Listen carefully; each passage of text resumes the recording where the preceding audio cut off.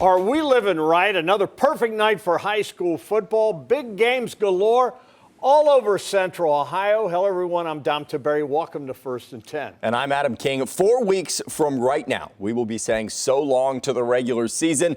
Every game so important now. No bigger sign of that than conference play being here, Dom. Yeah, no question about that. That's certainly the case with our game of the week. OCC Central with Upper Arlington hosting Hilliard-Bradley. The Bears 4-1, hosting 5-0 the Jaguars of Hilliard-Bradley.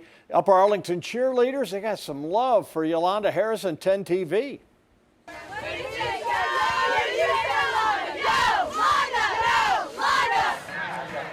Nice job, ladies. First quarter, Golden Bears get on the board first.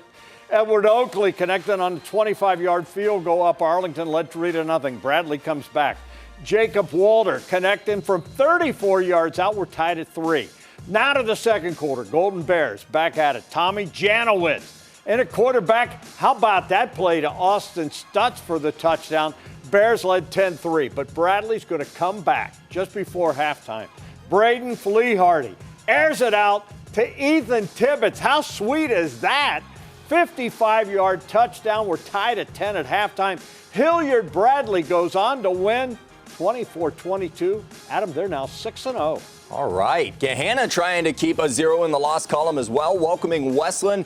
Not just football season, but homecoming season as well. Not a great start to homecoming night for Gahanna. The Cougars throw it up, and this just landed in the end zone right there. Landon bought the score. The Lions defense, though, took just one drive for them to wake up. Daniel Apico, there is the pick right there, and here comes the 6, and from there it was nothing but Lions. The strip sack now for Gahanna gets them the ball back right here, and for the rest of the game they just dominated. And arguably the best back in the state. He is that for a reason. Dior Hubbard, he's strictly business. Gahanna all business tonight. They win 49-7 over Westland. 2 games make a streak, and Watterson is hoping to start one tonight. After 11 straight losses to Hartley, Watterson hoping to make it back-to-back wins over the Hawks.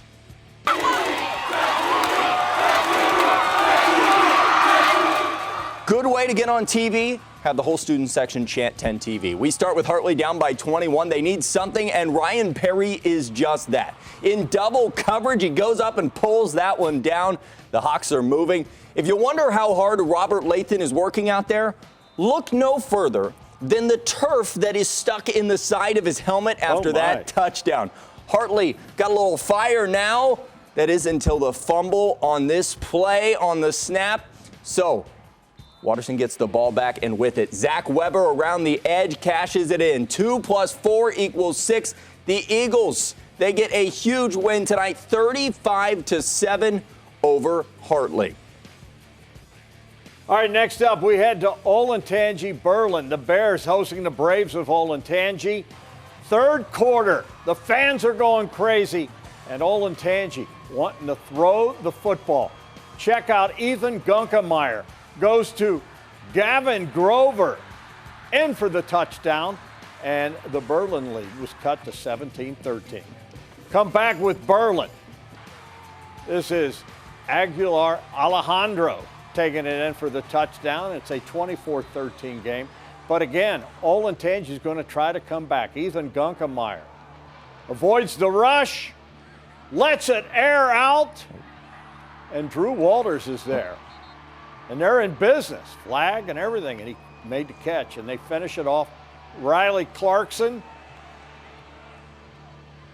with the grab there for the touchdown. But Berlin goes on to win 27-20. In the City League, we have the Cowboys of West hosting those Nubians of Afrocentric. Yeah, the band is rocking it. Second half, Afrocentric in charge. Nubians wanting more. Check out Charles Jennings Griffin. Breaks free on this play, and he's going to take it 80 yards for the touchdown. Nubians led 29-0 at that point. And they're not done, ladies and gentlemen. This is Mackay Johnson when we come back. And Mackay. Guy got off the field there just in time. Just in time. There you go. And there goes Mackay. in for the touchdown. Afrocentric, boy, they roll in this one as they win 56-0, Adam. We have history for you at Centennial High. We've drummed up a defensive highlight here between these two, Mifflin and Centennial, and it's Centennial's special teams. They're going to take the spotlight first. The blocked punt here, well, that's not what you want to do if you are Mifflin, but that's okay. They would get the ball back until this happens. The interception by Isaiah Cox, and told you this is all about defense, and so far it's Centennial with the two big plays, but they aren't done here because Mifflin gets a huge one. Let's take a look at that again in instant replay. Gets both feet in bounds. That's an interception. And Mifflin, how about this? For the first time since 2019, they get a win, 14-0. Congratulations to the punchers. It's first in 30 games now. 30 games. That's amazing. Yeah, I wasn't playing then, but.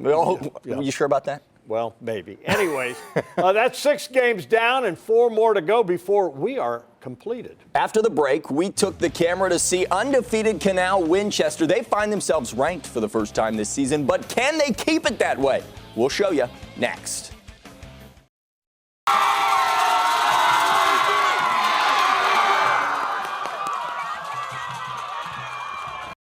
Man, look at that. You know, there is nothing like high school football on a Friday night. I got to say that Watterson student section, I don't think they took a moment to catch their breath tonight, Dom. Got to give them a huge shout out. Yeah, that was amazing. All right, so many good games tonight, including a good one in the Central Catholic League with St. Charles hosting DeSales.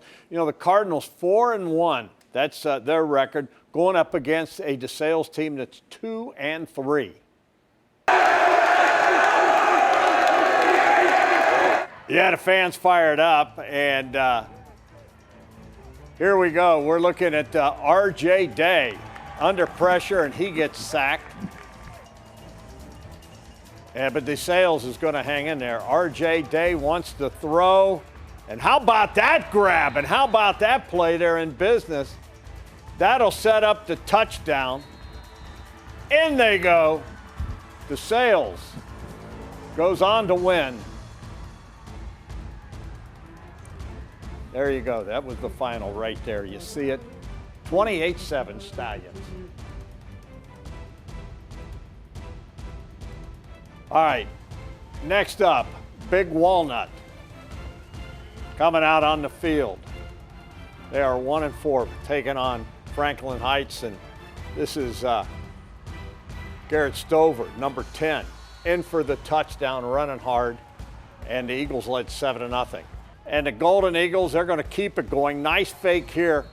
Brody Hatfield in for the touchdown. It's a 14-0 game. Finishing it off with Jake Nyer. Watch this. Goes to Nate Sievers for the touchdown. Big Walnut rolls 42-7. Last week, the lights went off in the middle of the football game for Canal Winchester. So tonight against Dublin Scioto, they're hoping the lights stay on, but they play lights out.